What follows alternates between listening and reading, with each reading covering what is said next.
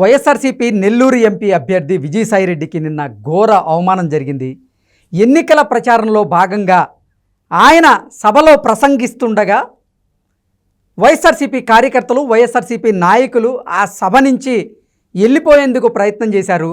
వారిని ఆపేందుకు అక్కడ ఉన్నటువంటి వైఎస్ఆర్సీపీ నాయకులు విజయసాయిరెడ్డి స్పీచ్ అయిపోయే వరకు మీరు వేచి ఉండండి, ఆ తర్వాత భోజనాల కార్యక్రమం కూడా ఉంది అంటూ భోజనాల పేరు చెప్పి వైసీపీ కార్యకర్తలను ఆపేటువంటి ప్రయత్నం చేశారు అంటూ కూడా ఒక వీడియో ఇప్పుడు సోషల్ మీడియాలో చక్కర్లు కొడుతున్నటువంటి నేపథ్యంలో ఈ అంశానికి సంబంధించి మనతో మాట్లాడేందుకు ప్రముఖ సీనియర్ జర్నలిస్ట్ దుర్గా వడ్లమాని గారు మనతో ఉన్నారు. మేడంతో మాట్లాడదాం. మేడం నమస్తే. మేడం నమస్తే. నెల్లూరు కేంద్రంగా వైఎస్ఆర్సీపీ నెల్లూరు ఎంపీ అభ్యర్థి విజయసాయిరెడ్డికి ఘోర అవమానం జరిగిందని ఆయన ఎన్నికల ప్రచారంలో భాగంగా సభలో ప్రసంగిస్తూ ఉండగా అక్కడ కార్యకర్తలు, నాయకులు వెళ్ళిపోయేందుకు ప్రయత్నం చేయగా వారిని నిలువరించేందుకు మీకు భోజనాలు ఉన్నాయి ఆగండి అంటూ కూడా వైఎస్ఆర్సీపీ నాయకులు కొంతమందిని వారిని బుజ్జగుంచే ప్రయత్నం చేసిన వీడియో ఇప్పుడు సోషల్ మీడియాలో చక్కర్లు కొడుతూ ఉంది. అది సర్వత్రా చర్చనీయాంశంగా మారింది. ఏంటి మేడం విజయసాయిరెడ్డికి ఈ పరిస్థితి ఎందుకు వచ్చింది అంటే ఏం చెప్తారు?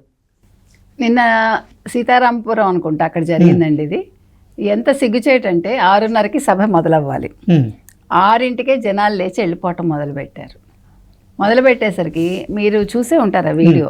వెనక విజయసాయిరెడ్డి నిల్చున్నారు, ఇంకో అభ్యర్థి అక్కడ నిల్చున్నారు, వాళ్ళ కార్యకర్త, అదే వాళ్ళ వైసీపీకి సంబంధించిన నాయకులు.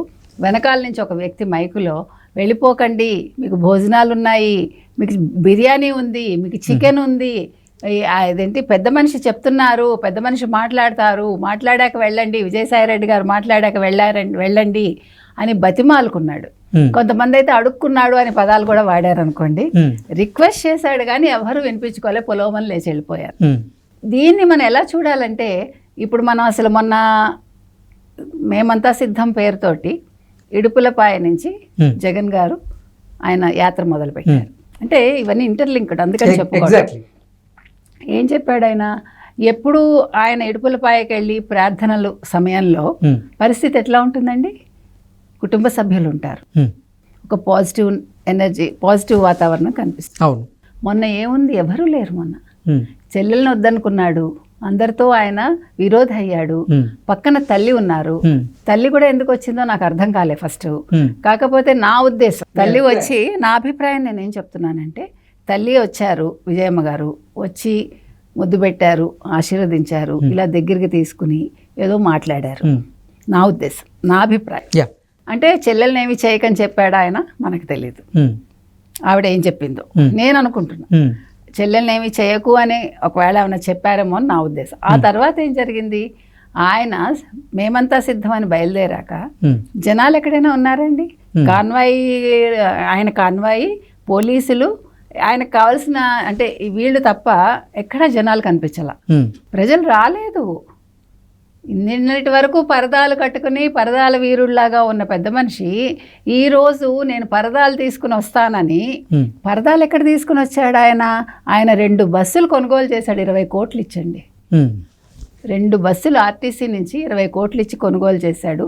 యాక్చువల్గా అది ఎన్నికల కోడ్కు విరుద్ధం. అవును, కొనకూడదు, ఉన్నవే వాడుకోవాలి, ఆర్టీసీ కూడా ఇవ్వకూడదు. అదే కాకుండా ఇంకా 3 బస్సులు ఎక్స్ట్రా కొన్నట్టు ఆయన. ఇంత డబ్బులు పెట్టుకొని, అది కూడా బుల్లెట్ ప్రూఫ్ కొనుక్కొని, నువ్వు నిజంగా నీకు మన ప్రజల మీద ప్రేమ ఉంటే నేనంట నువ్వు ఒక మామూలు కార్యకర్తలాగా రా, ఒక మామూలు సాధారణ నాయకుడిలాగా ఒక మామూలు వెహికల్లో వచ్చి, ఓపెన్ టాప్ జీప్లో వచ్చి నువ్వు అభివాదం చేస్తూ ప్రజల్ని ఓట్లాడు. నువ్వు లోపల గాజు అది నల్లద్దాలు పెట్టుకుని, అంటే బ్లాక్ గ్లాసెస్ నేను అనేది, దాని మధ్యలో కూర్చుని అభివాదం చేసుకుంటూ, ఒక్క చోట మాత్రం వేంపల్లో ఎక్కడో పైకి వచ్చి ఆయన పైనుంచి అంటే బస్సు టాప్ మీదకి ఎక్కి అభివాదం చేశారంతే. ఇంకెక్కడా కూడా బస్సు దిగి ఎవరినైనా అభివాదం చేశారండి మొన్న? అంటే ఫస్ట్ రోజే ఇంత అట్టర్ ఫ్లాప్ అయింది. ఒక నాయకుడికి అలా జరిగినప్పుడు, ఒక పార్టీ నాయకుడు, నిన్నటి వరకు ముఖ్యమంత్రిగా ఉన్న వ్యక్తి ఇప్పుడు ఆపద్ధర్మ ముఖ్యమంత్రికి అలా జరిగినప్పుడు, విజయసాయిరెడ్డికి జరగడం అనేది, A2కి జరగడం అనేది ఏమీ వింతలేదండి. ఇప్పుడు కూడా వైఎస్ఆర్సీపీలో విజయసాయిరెడ్డి గారు A2గానే ఉన్నారా? అది చెప్పుకోవటానికి సజ్జలే. ఇప్పుడు A2 A1 అన్ని నా ఉద్దేశం.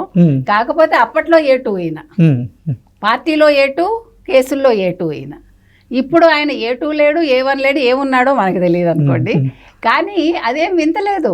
విజయసాయిరెడ్డికి ఆ రకంగా జరిగింది అంటే ప్రజల్లో మేమంతా సిద్ధం సభల మీద ఒక వెరపొచ్చింది. అంటే వాళ్ళు ఏమంటున్నారు, మీరు పరదాలు కట్టుకున్నారు నిన్నటి వరకు, ఇప్పుడు మేము పరదాలు కట్టుకున్నాం, మేమంతా సిద్ధంగా ఉన్నాం, మీకు ఓటు వేయమని వాళ్ళు అంటున్నారు.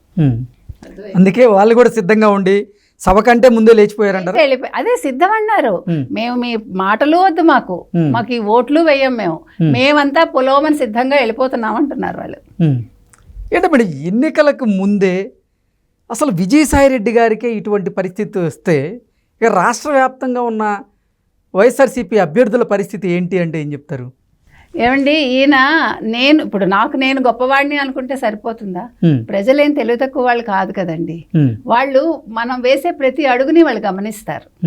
ప్రతి నియోజకవర్గంలో ప్రతి నాయకుడి అడుగుల్ని వాళ్ళు గమనిస్తారు. ఏ నాయకుడు ఏం చేస్తున్నాడు, ఏ నాయకుడు మంచిగా ఉన్నాడు, ఏ నాయకుడు ఎలా ఉన్నాడు వాళ్ళకి తెలుసు. 4.5 సంవత్సరాల్లో వాళ్ళు ఒక సభలు పెట్టినప్పుడు, అంతకుముందు సిద్ధం సభలు పెట్టినప్పుడు ఏం జరిగిందండి? ప్రజలు వచ్చారా? రాలేదు కదా. ఏం చేశారు? అప్పుడు గ్రీన్ మ్యాట్ పెట్టుకుని గ్రాఫిక్స్ వేసుకుని జనాలు వచ్చినట్టు చూపించుకున్నారు. అది సిద్ధం సభలకు అట్లా జరిగింది. ఇప్పుడు మేమంతా సిద్ధం సభలు ఇట్లా మొదలయ్యాయి. ఇప్పుడు పోనీ గ్రాఫిక్స్ వేసుకునే పరిస్థితి కూడా లేదు నిజం చెప్పాలంటే. సో వాళ్ళు ఏమనుకుంటున్నారంటే వీళ్ళందరూ అవినీతి చేశారు, స్కాములు చేశారు, ఆంధ్రప్రదేశ్ని అప్పులమయం చేశారు, ఇలాంటి వాళ్ళు మనకి వద్దు అని ప్రజలు చాలా చక్కగా నిర్ణయం తీసుకుని ఉన్నారండి. వాళ్ళు కూటమి వైపే చూస్తున్నారు. ఎందుకంటే ఒకప్పుడు మనకి చంద్రబాబు నాయుడు గారు ఉన్నప్పుడు సంక్షేమం, అభివృద్ధి ఈ 2 మాటలు మనం విన్నాం. యువతకైనా చాలా చేశారు.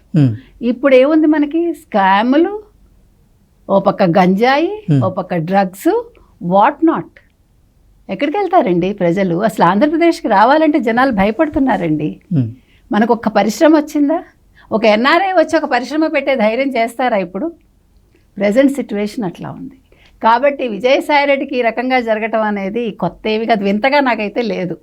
ప్రజలు చాలా తెలివిగా వాళ్ళ సమాధానం రేపొద్దున ఓట్లో చూపించేది ముందు ఇక్కడ మాటలతో చూపించారు, వాళ్ళ చేతలతో చూపించారు, అంతే.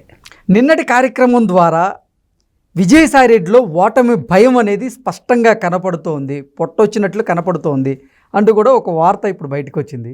ఏంటి నిజంగా నిన్నటి కార్యక్రమం దెబ్బకి విజయసాయిరెడ్డి గారికి మైండ్ బ్లాక్ అయిందా అంటే ఏం చెప్తారు? విజయసాయిరెడ్డికి మైండ్ బ్లాక్ తర్వాత ముందు మన జగన్ గారికి మైండ్ బ్లాక్ అయింది కదా. మొన్న ఏం చెప్పాడు ఆయన? అవినాష్ రెడ్డిని పక్కన పెట్టుకుని, అవినాష్ రెడ్డి ఎవరండి? ఒక ముద్దాయి కదా. అతన్ని పక్కన పెట్టుకుని మా చిన్నాన్నని ఎవరు చంపారో దేవుడికి తెలుసు, మా చిన్నాన్నకి తెలుసు, ఇక్కడ ఉండే నియోజకవర్గ ప్రజలకు తెలుసు. అసలు వాళ్ళకేం తెలుసు? నీకే తెలుసు. దేవుడికి తెలిసి ఏం ప్రయోజనం, చిన్నాన్నకి తెలిసి ఏం ప్రయోజనం? అంతేనా? ఈయనకే తెలుసు. అటువంటిది ఆయన మొహంలోనే ఇప్పుడు 2019 ఎన్నికల్లో ఇదే చిన్నాన్నని అడ్డు పెట్టుకుని సాక్షి పత్రికలో నారావారి రక్త చరిత్ర అని, నారాసుర రక్త చరిత్ర అని మన చంద్రబాబు నాయుడు గారి ఫోటో వేసి పక్కన గొడ్డలి, రక్తం మరకలు ఇవన్నీ పెట్టారు. అది ప్రజలు నమ్మి ఉండొచ్చు. వాళ్ళు కూడా పాపం తెలియదు కదా, అవగాహన ఒక ఛాన్సు అనే ఒక దీంతో వాళ్ళు ఇచ్చారు.